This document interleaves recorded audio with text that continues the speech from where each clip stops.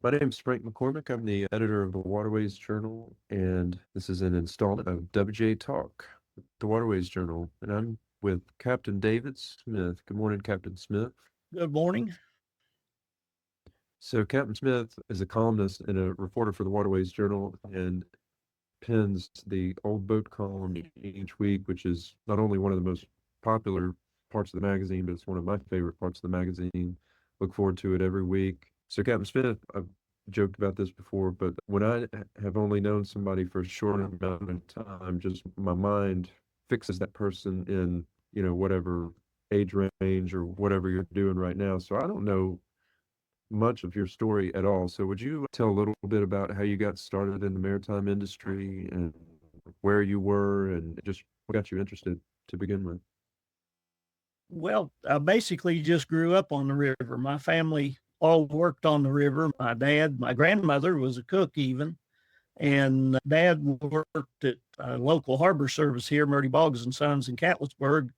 And after school was out, that's where I would head in the evenings. I just grew up around the boats and on the boats. I graduated from high school in 73, went to college for a year, and then 74 on, I was working. And in 1977, I got my first issue of pilot's license. I'm on my 10th issue now. It's amazing. It's amazing. Who were you working for back then? Do you have any captains or just crewmates that stand out to you from those early years? Well, sure, that too many to list probably, but even as a kid hanging around on the local harbor boats, there was a man named Dan Smith, no relation, that took an interest in me, but he had me running those little harbor boats before I was old enough to drive a car. And then moving on, Captain Paul Boggs, who I think recently passed away, was running the first boat I ever set foot on. And later on, I decked for him. And he was one of my mentors as far as using me as a steersman and turning me into a pilot. Another gentleman named Leland Roberts, nicknamed Cotton, and Captain Ed Young, who received his first issue of license in 1924. When I worked with him, I was in my 20s and he was in his 70s, but he taught me a lot. Another was Captain Charlie Wilson, who also just recently passed away. So I've had a lot of mentors. And how much piloting do you do now? Do you still do trip work? Yes, I still trip. I'm Do not you have dead a yet. favorite? Do you have a favorite river system to work on? I would suppose I'd say the Ohio because I've spent more time on it than any other, but I've run just about every inland river. Talking about the Ohio, I'm sure you followed Shelley Burns. One of our reporters has done a lot of stories about the Elizabeth Dam removal and then sort of the aftermath of that and how the Corps had to really scramble as far as pool levels and stuff like that. Has that been of interest to you?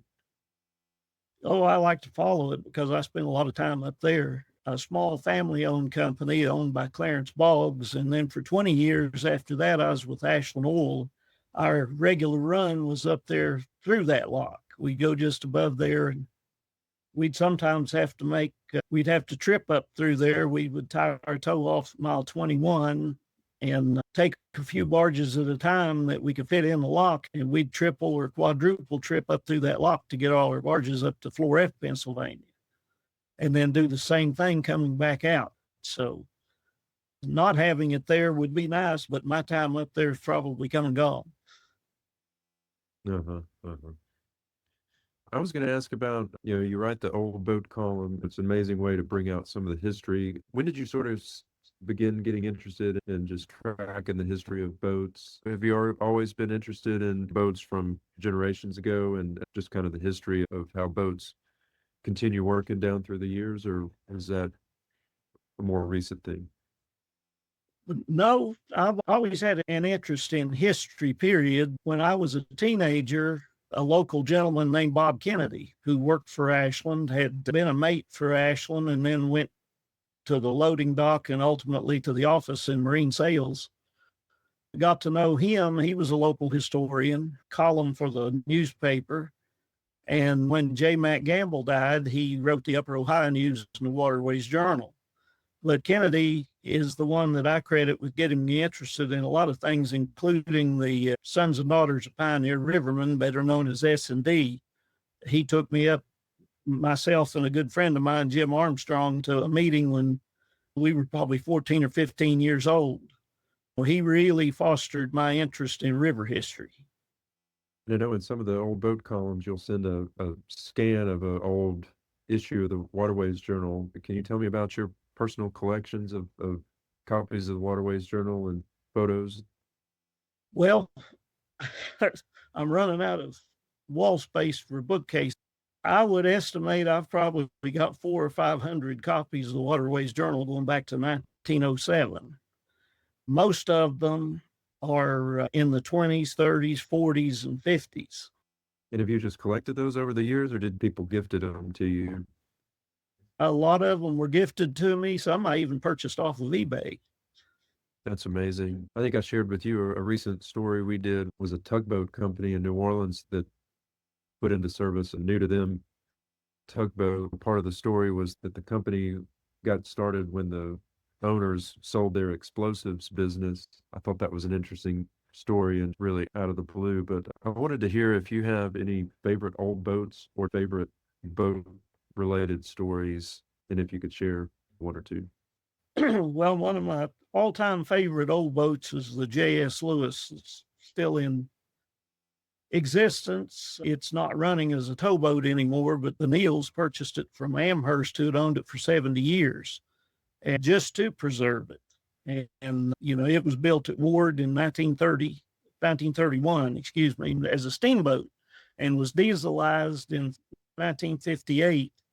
I spent a lot of time working on it back in the early 80s and just thoroughly enjoyed it. I couldn't classify her as among the 10 best boats I ever worked on as far as handling and everything and living conditions, but I loved working on it just because of what it was. And it was still direct reversible back then, which was a challenge in itself, but she will always be one of my favorite boats. And as you get into modern boats, some of the older Ashland oil boats I worked on, the Etna Louisville and Allied Ashland, they'll always be two of my favorites. Okay. Talking about boat preservation, one of the things that's been in the news this last year was that the Delta Queen is for sale, and I haven't seen any updates to that. Can you talk a little bit about the importance of preserving historical boats, but also just the challenge of that? Well, it's very challenging because anything sitting in the water is going to be deteriorating. At a point in cases, the W.P. Snyder at Marietta was a working steamboat that they brought there under its own power in 1955. And over the years, it had to come out and have hull work done from time to time because of the deterioration. And in recent years, it pretty much got a new hull. But as long as it's sitting there in the water, that's going to happen. And then as time goes on, the expense of that just grows. And a boat like that has a wooden cabin, and that takes a lot of upkeep. So there's just a lot of expense involved. Now, is it important? Absolutely. The question is always, where's the money going to come from? And if you've got a group or some wealthy individuals that are willing to sustain that cost, then that's fine. But otherwise, it's always a fight to get the money. But I think that, you know, the history of them is just to walk on that W.P. Snyder, and which was built in 1918, and to look around, it's sitting there basically as it was when they brought it up there and cooled it down, and you can see exactly what life was like on the river. The Lewis is pretty much the same way. She's had some modernization, such as being converted to diesel, but by and large, strolling through her is just like going back to 1931. And I guess another aspect of historical preservation is the idea that, for instance, the Natchez has boilers from a much older boat, and I've done stories through the years of the Calliope off of one boat is now on another. So I guess that's an aspect of historical preservation and just maintaining a connection to history. Well, absolutely. So there, you know, the Bella Louisville was built in 1914, and her engines were used, and it was so long ago, no one remembers what boat they came off of, so no one knows exactly for sure how old those engines actually are, but they're still working and functioning. So even though we don't know what boat they came off of, it's still, great historical significance that they've lasted this long. Speaking of some of those, tall stacks was just maybe 2 months ago. Can you give kind of impressions of, well, wait, not tall stacks. I'm going back to the previous iteration, river roots. Give sort of like some reflections on your involvement with river roots and just how it came off and the reception for the boats on the Cincinnati riverfront. Well, you made a slip of tongue called it tall stacks, and don't feel lonely. That happened a lot. And the local people, if you looked on Facebook at some of the postings and stuff, were very irate that the name had been changed. And I would say if there's ever another event, it will go back to being tall stacks.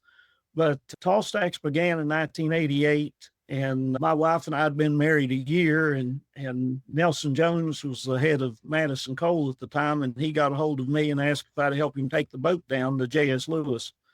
And so we took the boat down. We had a spud barge with us. We spudded down below the mouth of Licking River and partied all week, and that was the best tall stacks ever. But a very good friend of mine, Captain Bill Judd, who was very involved with the Cincinnati Propeller Club and other things, had devised a traffic scheme to keep pleasure boats out of the way and be able to coordinate the movement of the excursion boats as well as facilitate commercial traffic down through the area for that first tall stacks. And afterwards, he asked if I would help him in the subsequent ones. So all the other tall stacks I had to work. They were still enjoyable. After a while, Bill decided he was getting up in years and wanted me to be the chairman of that effort, which I agreed to do and have done it for all the rest of them, including the most recent river routes and also the Belle of Louisville's 100th birthday celebration in 2014 at Louisville. And it's a very good system that Bill worked out. We use licensed rivermen, pilots, and captains to staff this traffic center so that the people that are talking to the boats speak the same language and everything flows very well. The Coast Guard early on recognized that it was something to take a weight off their shoulders, and they always receive it very well. And you ask about the reception of the boats. The boats were very well received at River Roots. They did very well. A lot of the cruises were sold out, particularly on the weekend, Friday, Saturday, and Sunday. And of course, you know what the belle of the ball was. Everybody's favorite was the Natchez. That's the one. That's the New Orleans pride and joy right there. One last question that I had written down was in the old boat column, you'll often talk about the shift from steam to diesel, and whether it's a company that had a steam fleet and built out a diesel fleet or boats that were converted from steam to diesel. So if you were going to look into the crystal ball or venture off into the future, this is how I wrote it down. So in 50 or 100 years, when somebody else is editing the Waterways Journal and writing the old boat column, what do you think will be the most era-defining technological advancement for right now? That's a hard one. I don't know if that story's been written right yet. You know, it was a big change from steam to diesel. It was a big change from stern wheel to propellers. I know I've seen a letter written by Captain E.A. Burnside, who was over the fleet of the Hatfield. Well, back then it was Campbell's Creek Coal Company. He once wrote a letter stating how he felt the propellers would never circumvent the stern wheel boat. And that was about 1925. I think that we can prove him wrong sitting here in 2025. But, you know, we never know what's ahead. To those of us that are living what we have currently, it's always a little unfathomable what people are coming up with. You know, some people have talked about having some form of an electric boat. Well, that's not beyond the realm of possibility. Even in the past, in 1930, the Valley Line built two big, 200 feet long, 40 feet wide steam towboats that were steam turbine. So they were steam electric. And there have been diesel electric boats. So, something like that could surely happen again, I would think. And who knows what kind of propulsion system they're going to come up with. But defining moments in the past were, of course, the switch from stern wheel to propeller, because there were a lot of steam prop boats built. And then, of course, the transition from steam to diesel. When Captain Fred Way started the Inland River record in 1945, the horsepower on the rivers was equally divided between steam and diesel. And within a very few years, it had diminished severely on the steam side. Everything was marching towards diesel at that point. That really was an amazingly fast change, wasn't it? Steamboats were disappearing at a rapid pace.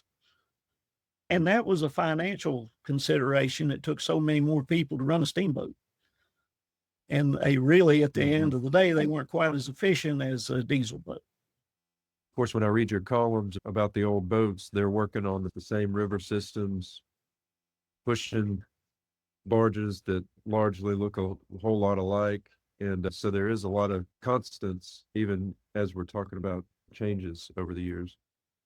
Oh, certainly. What's been your key to longevity in the Wheelhouse? I don't drink and don't smoke. That helps, I guess. I've always enjoyed what I do. Spent my career doing what I wanted to do when I was in grade school, and not a lot of people can say that. I've always enjoyed the river community, the friends I have out there. Even though you don't live a career of 50 or 60 years and not have bad things happen, by and large, it's always been enjoyable. It's one of those things that do what you love and you'll never work a day. That's about the size of it. That's at least how the saying goes, right? Yeah. Well, Captain Smith, you're a good representative of the maritime industry. You're a good friend, and you're a very talented writer. And yeah, I'm blessed to count you as a friend and a colleague. I feel exactly the same towards you, Frank.